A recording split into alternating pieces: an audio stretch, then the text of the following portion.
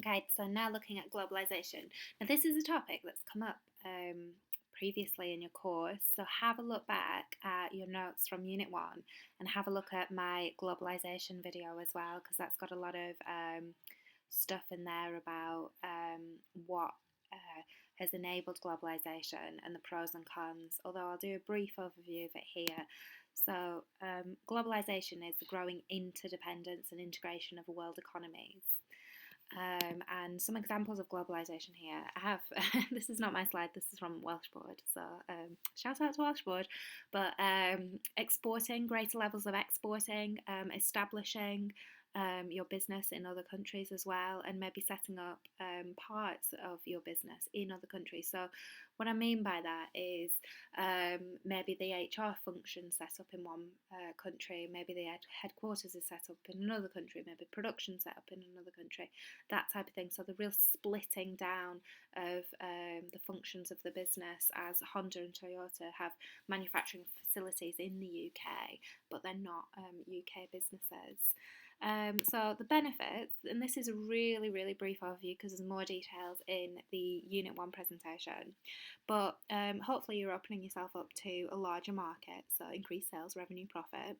Hopefully you can access cheaper resources as well, raw materials, possibly even cheaper labour. If you're selling more, you're going to be a larger business, so you enable economies of scale, which is lower average costs, which again should increase your profit margins. And you can also diversify as well, this last point here, into different markets. So very much looking at kind of Ansos's matrix here from Unit 4, but selling into different markets, but also selling different products to different markets. Where they're more suited, maybe if you found a decline of a product in one market, or the market, your domestic market that you're in, you can find another suitable market for it. However, globalisation does bring problems. There's downwards pressure on prices because there's more competition in the market, and these two factors are really kind of linked to each other. Increased need for investment, maybe, to keep up with the competition. I don't see that as a bad thing for the consumer. What's quite interesting is if you're looking at globalisation, is it good, is it bad? It really depends upon whose perspective you're looking at it from. So, yeah, new producers, not so great for domestic producers in the country, but for on the whole, for consumers in the country, if they're getting a wider range of goods and access to cheaper resources, then surely that's better for them, in the short run at least. Maybe not in the long run if the domestic jobs start to disappear. But again, also with the growing globalisation, there is increased threat of takeover because of the more free flow of capital. So, globalisation, is it good, is it bad? And this is more like the general benefits of globalisation. So, it should lead to increased standards of living as you have increased trade, increased employment. That's the theory behind it anyway.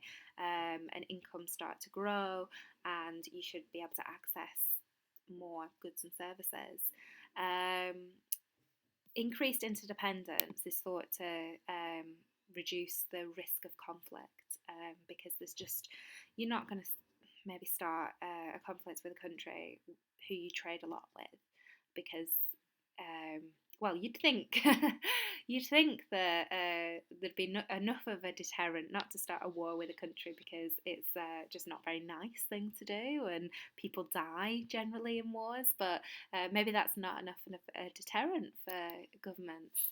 Maybe they need more monetary deterrence, but certainly growing trade with countries leads to monetary deterrence. Growing job opportunities, increased employment, increased investment and expansion of production, and technology transfer as well. If businesses are locating in different countries and they're kind of training their employees up, maybe those employees go and start off their own businesses. So more spreading of knowledge and transfer of technology. However, globalisation can increase pollution and exploitation of workers, especially when multinational companies base themselves in countries that are very dependent on multinational companies coming there to invest. Maybe because they have a low income, they're a low income country, low GDP. So they really want to attract these foreign companies because they can provide tax revenue and jobs. These are good things, but it might mean that the governments there turn a blind eye to unsavoury business practices, really. And it may, there might be a kind of reasons why that country has been trapped in poverty or low rates of GDP, and that might be because their government infrastructure is not very strong in terms of it's susceptible to corruption and things like that, and so these multinational companies can get away with polluting more than they should do, even though there might be a law there. It might not be very well enforced and exploiting workers. Globalisation as well is thought to erode national cultures, so cultures start to merge and become more like each other. Lots of countries start to speak English as their main kind of trading language, and some people think that that's a sad erosion of national heritage, I suppose. And some people believe that it leads to growing inequality because globalisation maybe benefits richer countries more than it does poorer countries, and you see a growing gap between the poorest in the world and the richest in the world. So that you can look at in more detail in my other presentation, which is from Unit 1 about global markets. But just a brief overview about some of the strategies that global businesses use. So very often they use this standardisation approach. So you have the same product that you're going to sell in the same way in each country. McDonald's do this very much, Coca-Cola as well. Similar approach, not always exactly the same, but pretty much, and it's to capitalise, it's to profit from economies of scale, really. So if you're selling the same thing in the same way everywhere, you're really going to gain from economies of scale. However, some businesses do have this localisation type of strategy where they adapt the product to the local market. So you're not so much going to gain from economies of scale, but you should appeal to the market there more. And HSBC are always talking about, the World Local Bank. Although I'm not completely sure how they adapt their business model to the local place that they're trading in, but that's how they market themselves.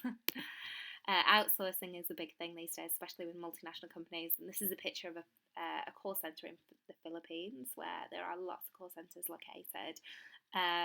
We also get lots of call centres located in the northwest of England and in Wales as well. So it's not just necessarily British companies outsourcing to other countries. Some the foreign businesses may locate in the northwest where wages are a little bit lower than elsewhere in the UK, but they would be substantially cheaper in the Philippines and countries like India as well.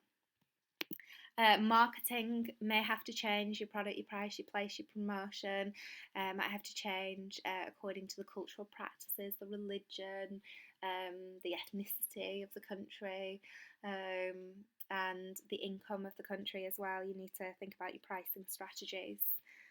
And also globalisation and taking part in a global market can be affected by trading blocs. So here I've got a picture of the European Union, but there are other trading blocs, not quite as strong as the European Union, but NAFTA, North America Free Trade Area, is another trading bloc that's fairly strong. So if you're trying to trade with an area that is in that trading bloc, it might be quite difficult because they apply common external tariffs to countries that are not in their group. You're not in our club, so we're going to make it hard for you to trade, kind of thing.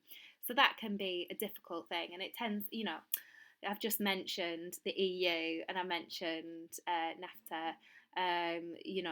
Surprise, surprise, these are all developed economies, these are all developed countries. So if you're a developing country, it is hard to export to these more developed areas because when they're applying barriers and quotas and tariffs and things like that, making it hard for you to export their products to their countries, it's a form of protectionism and them protecting their markets. And also, different countries go through the economic cycle at different speeds, at different rates, so they're at different stages. So, whereas you might be selling products in the UK that are appropriate for a recovery that's going on now, you may be trying to sell products in China who are very much in a boom. So you may have to change your marketing strategy a little bit, the types of products that you're selling as well.